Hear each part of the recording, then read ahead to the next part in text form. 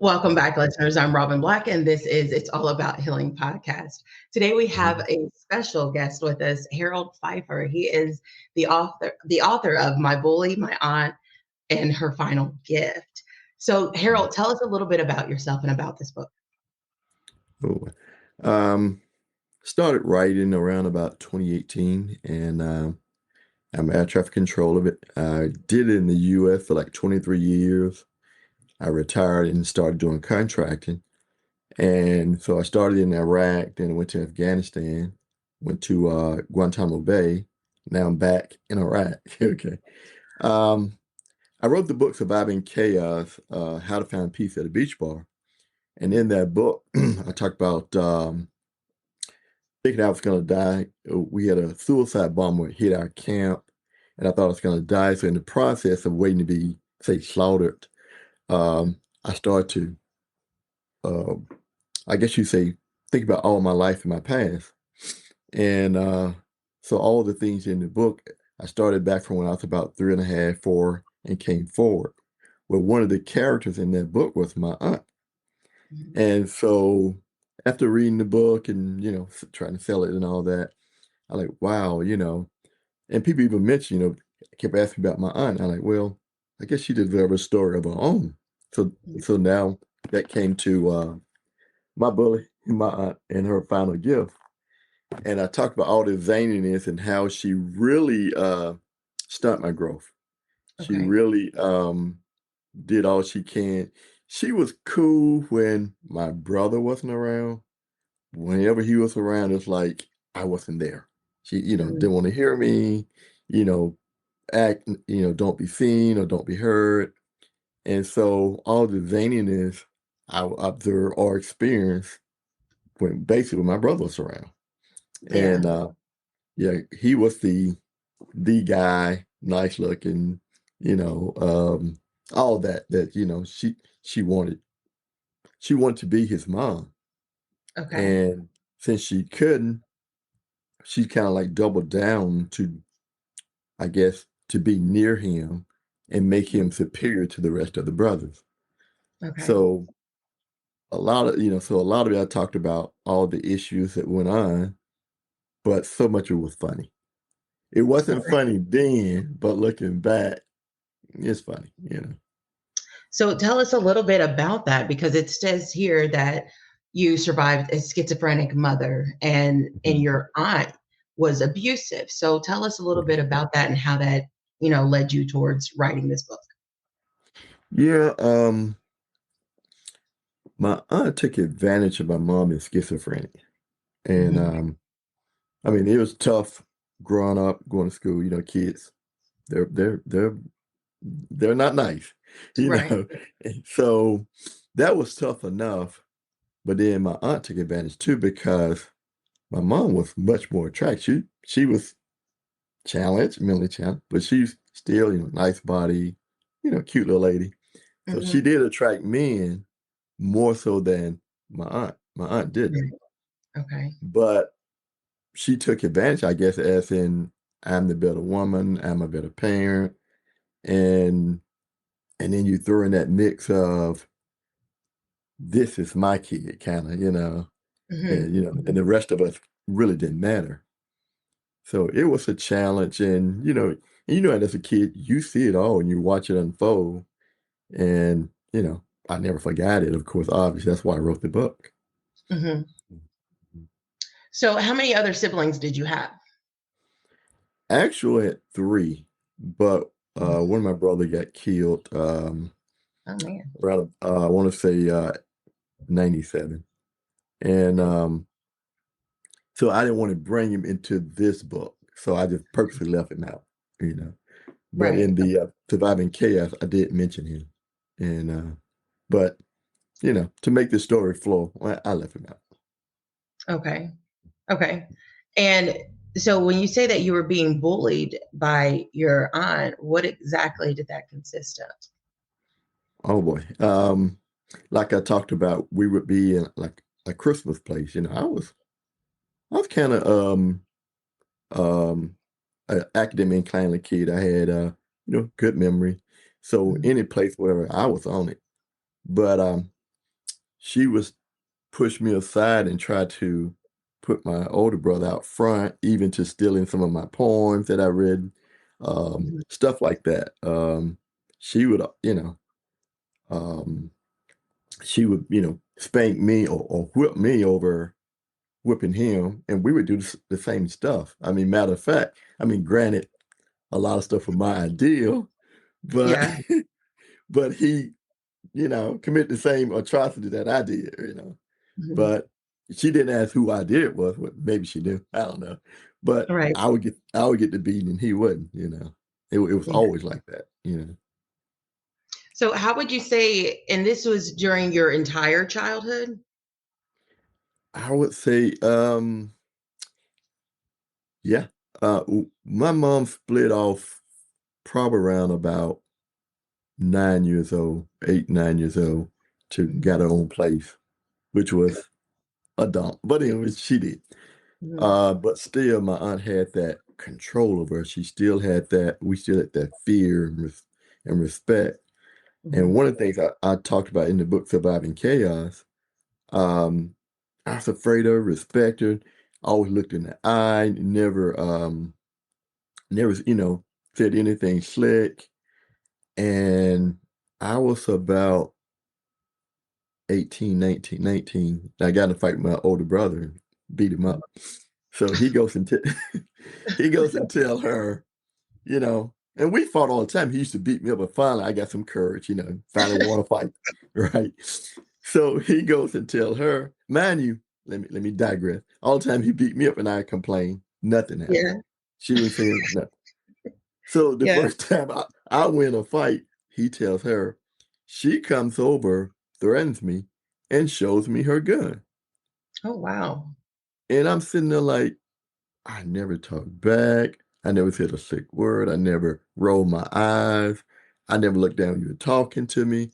Why the first time you got to show, you know what I'm saying? That did it. That broke me. That really pushed me away from her. Yeah. Right. And you were 9? No, no, this time I was about 19. Oh, And okay. Okay. yeah. And I'm Wow. like, what I'm saying? Like the whole time you know me, I never anything she asked me within reason, like if she wanted me to do chores, if I couldn't do it, I give her time I could do it, you Mhm. know. And so it broke me. It really seared what needed to have been seared many years ago. Right. Yeah. And so I can only imagine your mental state of being, while all of this is going on. So Mhm. in the midst of this, you said that you were 19. So what exactly, when did you enlist? Oh no, you said that you weren't fully in the military, correct? Mm-mm. Right, right. So when did that come about, and what made you start helping, assisting with the military, should I say? I did 23 years in the U.S. I worked in Memphis, worked in Houston, I Mhm. worked in a town called Monroe, Louisiana. And inside issues, I won't go too deep, but I Mhm. like, I'm tired of this. I want to do something different. So I got to a Right. point where I could retire. So I retired, like I'm gonna try it differently, and it is different. I'm gonna, I didn't join the military, but I'm gonna work with them. Okay. And Okay. so that happened around 2010. Okay. Okay. Mhm. So I guess I'm just trying to figure out. So you were already an air traffic controller? Mhm. Okay, and then that's where you went to Afghanistan. Afghanistan. Mhm. Okay, okay. So I'm just trying to, okay, and then so tell us a little bit about the suicide bombing and how this came Ooh. into play as well. Well, let me see what can I share. Ugh. Um, we live like off the base. Mhm. And I mean, on the base, you got all the protection, but you live off the base, they have like private security, okay, Okay. which makes you a lot more vulnerable. I hate to say, Mhm. but so the Taliban, they would wherever they could, corrupt or cause havoc, they would do it. Yeah. And and it happened around town. You would hear about it, Of course, it didn't hit the news all the time. Some of the time, but not all the time. Hmm. Probably like 10% of the time. But Yeah. so you would hear about these things. So this one night from work, I got an eerie feeling. You know how to say it. I just had an eerie feeling, and went to our cafeteria. And time we went to the cafeteria, the place just blew up. And Hmm. and kind of lucked out at the cafeteria, but unfortunately too, right? And I say lucky because I was in a kind of safer place than where I normally would sleep. Hmm. And so the place blew up, felt like the building took off the ground. It really did. So everybody ran out, and I knew their pattern. I'm like, they'll blow places up, then get you disoriented, then they're coming and shoot what's left until they Hmm. died, until they got killed. So Yeah. once the building blew, everybody ran out. I'm like, I don't think that's the move. I'm thinking they outside waiting, come assault everybody they could. Right. Yeah. So I waited and eventually made it to the safe room, long story short. But the whole time, all this going on, I'm sitting there thinking, I'm gonna die, I'm gonna die, I'm gonna die, I'm gonna die. And while I'm sitting, my mind is playing back my whole childhood, just coming forward from, Yeah. just playing in my head.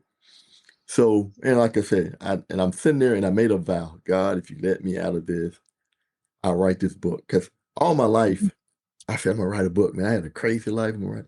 And, I had never written it. And all of a sudden, Mhm. like he's sitting there, you think you're about to die. I'm like, man, I never wrote that book, you know, Mhm. as well as thinking, God, this is embarrassing, my kid, and the Yeah. dad gone, and it's weird you think of that, but yeah, I was like, this isn't, embarrassing, Right. and you don't say goodbye and all that. And but anyway, long story short, we did get saved, Mhm. and that's when I started writing. Yeah. But and the weird thing, I tell people, I said, man, it takes a lot to scare me, but that did it. Yeah. I could only imagine. Absolutely. So after all of this transpired, that's what kind of gave birth to this book, correct? Or is Right, is there right. two books? Yeah, it's a spinoff. The first one was this one, Surviving Chaos. Surviving Chaos. Okay. Yeah. Surviving Chaos, How I Found Peace at a Beach Bar. And it was my baby. I was proud of it. But then the more you write, the better you get. Right. And it took a couple of years, and I started working on this one. I'm like, it's smoother. It's not as dramatic. Mhm. It pulled anger out of you to see how mean she was, to see Right. how she took advantage, how she pushed me aside, always had hard cuss words for me. And I was a geeky square kid. Mhm. I was not the guy that really need to get told or get whipped into Right. shape. I wasn't that dude. Mhm. But I got that kind of whooping though. Right. Right. And were you the only one that she treated that way? Yeah, yeah. Uh, Wow. Okay. I think the biggest reason because I was and I talked about it. That's a story called Slide Hal Slide, and I Mhm. talked about it because of she knew I was closer to my older brother. Mhm. I commit. I hate to say manipulating, but I could get him to do things. I mean, we were close for 6, 7. We were close. So I Yeah. could get him to do things and make him laugh, and and vice versa. He could get me to do things. We were brothers. Uh-huh. She hated that relationship for some reason. Mhm. So Okay. once I started playing baseball, that's when I started to really get away from both of them. Like these beatings are not worth being his brother. you know? Wow. Okay. Yeah. Yeah. So do you So still have a relationship with your brother? no, he's passed on. He's Okay. So yeah. okay, so that was the brother that you spoke about in the first book. Right. Okay. But And then even in this book, we had a separate relationship, and I hate to tell it, hate to give it away, but the story is about me. Be honest, the part is about me reuniting with my brothers, Oh, and okay, okay, yeah, but okay, good. without to but Okay, yeah, so you didn't want to speak about that part. That one's for the book, right? right, right, but yeah, Okay, all right. yeah. I understand. And so, what was it like growing up with a schizophrenic mother? Like, how did that look to you as a child? Ooh, it was devastation. It was she would do things for attention, and I got a bad one. I'm gonna share it with you, and I shared it with my daughter and my son-in-law. I said when I was a freshman in college, she stole a frozen chicken and got arrested for stealing frozen chicken Mhm, from the store.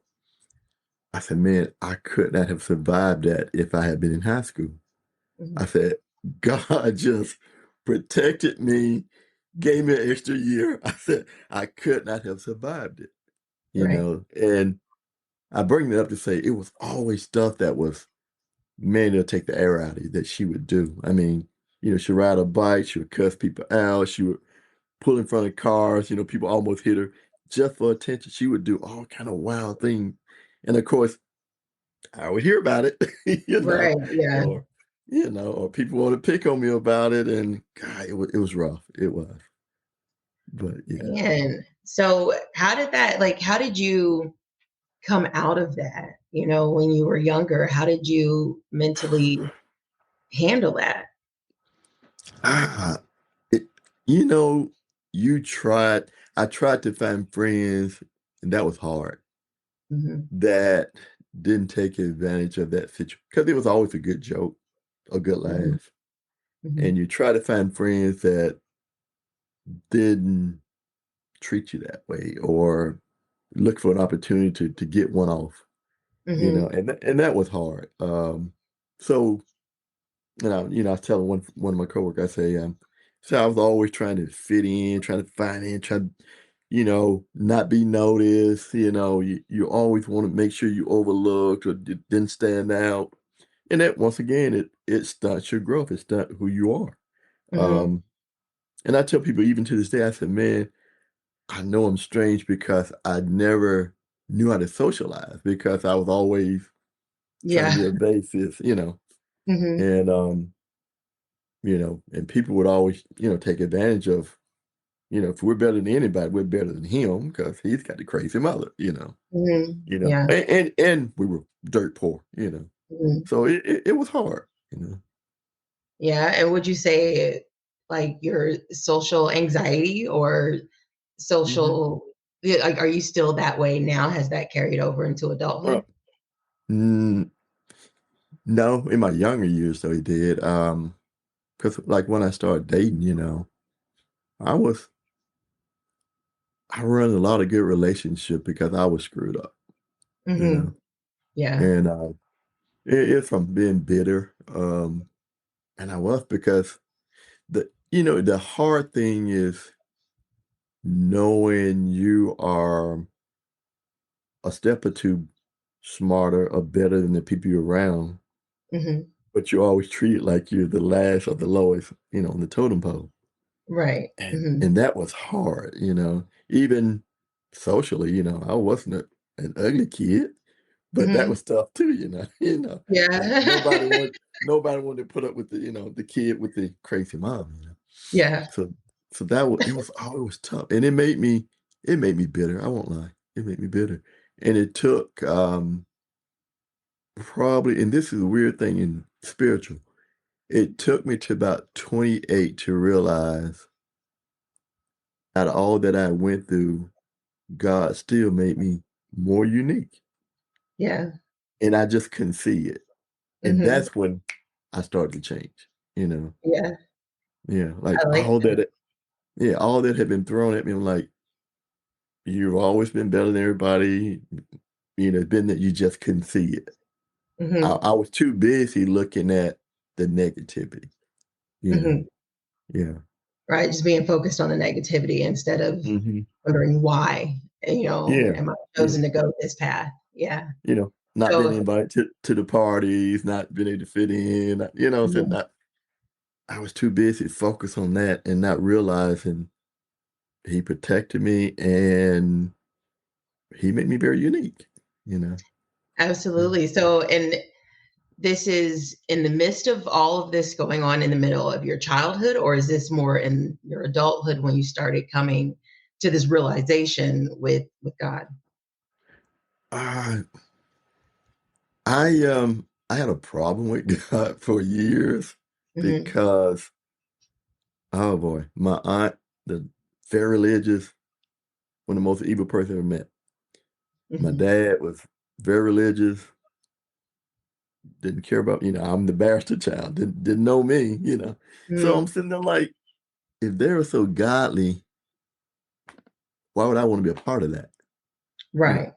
I had a problem with that for years. Even some girls I dated that were very religious, Yeah. but were evil, you Right. know. Yeah. So, so I had a problem for years with that, you know. Yeah. That's true because it kind of sheds light on the fact that the devil tries to mimic God, and there are going to be a lot of people There you go. who portray themselves as godly when they're really not. So Right, that's very understandable. right, He said they were right. evil. They were evil. Yeah. But at least you survived, and at Yeah, least you're no longer in those situations. So that's kind of all that matters. right. Yeah, you know, I got that. You know, I don't let a lot bother me. I try to, I guess, be seen as approachable or friendly or whatever. And if someone is not, it doesn't bother me. That's their issue, you know. Right. Yeah. Yeah. Mhm. So tell us a little bit more about this book when it's available on Amazon. When is that due to release? Okay. Matter of fact, it's on Amazon now, or the ebook. It's like about $1. It's like a Okay. steal. And Hmm. everybody that have written it, the reviews are almost all 5 stars.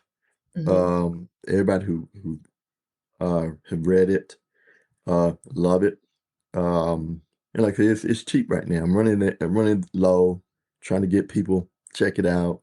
Yeah. Uh, and it's not gonna be at that price forever, but just trying to make sure you get out there, people know about it. But the official drop is gonna be March 18th. And Okay. that's when the paper book and hopefully the audiobook will be there too. Oh, So nice. right. So like March 18th is the date, and gonna try to have another big promotion to make sure it's known. But right now, like I said, just the ebook itself, it's a steal for $1. And I encourage everybody to go out and get it. You won't regret it. I mean, yes, I'm biased, but even when I read it, it still makes me laugh. It's still you know, a lot there to make you feel proud. You know, I talked about being a Boy Scout, how the Boy Scout leader really, you know, look out for us. I talked about, like I said, you know, this kid with all this bravery, he goes to the parade by himself. You know, it's a lot of good things in there that feel good, probably can relate to, and like I said, you'll be proud of and get a bunch of good laughs in there. Yeah. Nice. And that's good that you told us that because I was going to ask you for a short synopsis of your book. So that's wonderful that you told us a little bit about that. And what is your website? It's riseandread.com. Like get up and read. Like rise, riseandread.com. Riseandread.com. Dot Mhm, com. mhm. And are you available on any social media platforms? Yeah, I'm on all of them. Facebook is like Harold Pfeiffer 2024.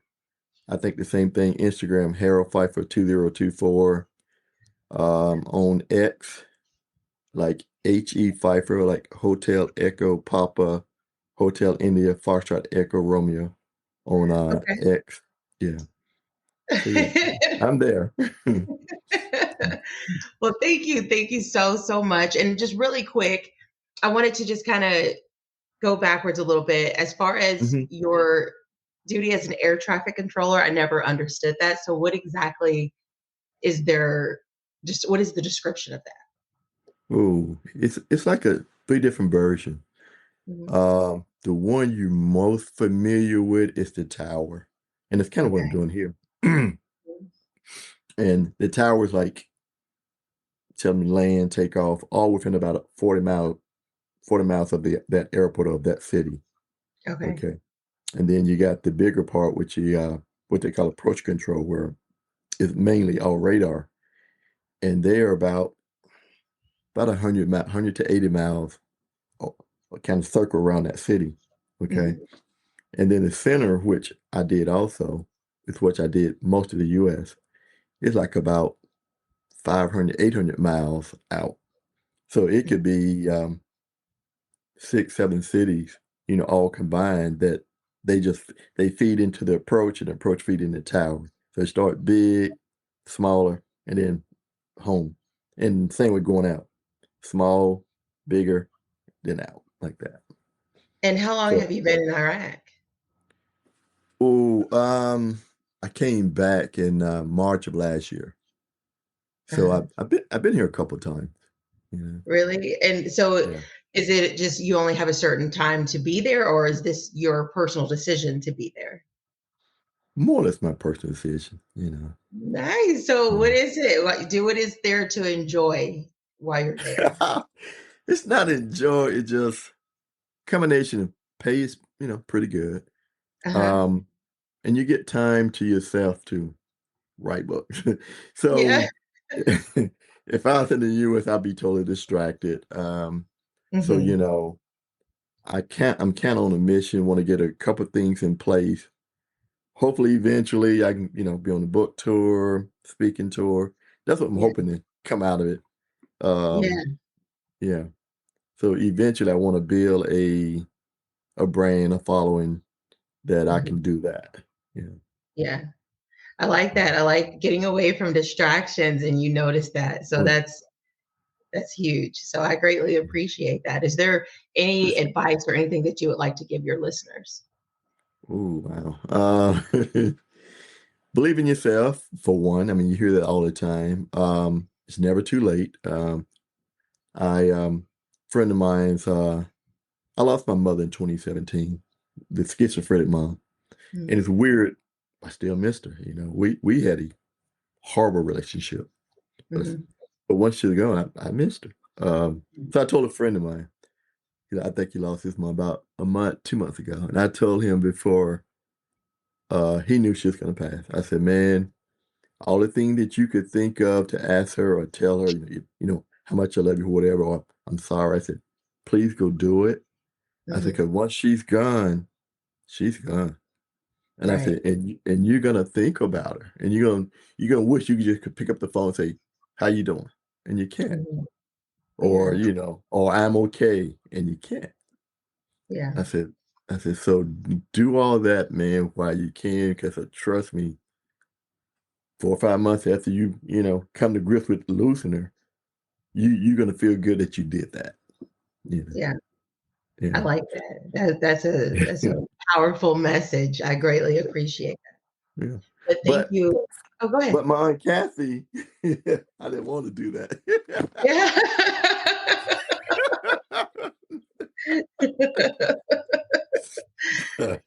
That's understandable as well. You got to read the book and you'll understand why. But in death, she sent a message. She sent a gift. Mhm. Okay. Right. That That's what, absolutely. yeah. I like that. There's positivity, through Right. all of the adversity and the trauma and the turmoil. And Right. I like that that's what your book it speaks about. So I greatly do appreciate that. Okay. All right. Thank you so much for your time, Harold. Again, I'm Robin Black, and this is It's All About Healing podcast. And if you would Okay. like to get in touch with Harold, it's going to be available in the show notes as well. Thank you Okay. all and stay blessed. Thank you, Miss Black. Okay. You take care. Again, I'm your host, Robin Black, and this is It's All About Healing podcast. If you're navigating grief, toxic relationships, trauma, financial pressure, or the slow work of rebuilding after setback piled upon setback, this channel is for you. Our community now spans 118 countries, proof that real stories travel and that healing accelerates when we carry one another. Share your story, lend your voice, and let grace turn pain into purpose. Book your podcast in the link below and share your story. Be sure to like and subscribe, and don't forget to hit that notification bell. Wherever you are in the world, good morning, good evening, and good night. Stay blessed.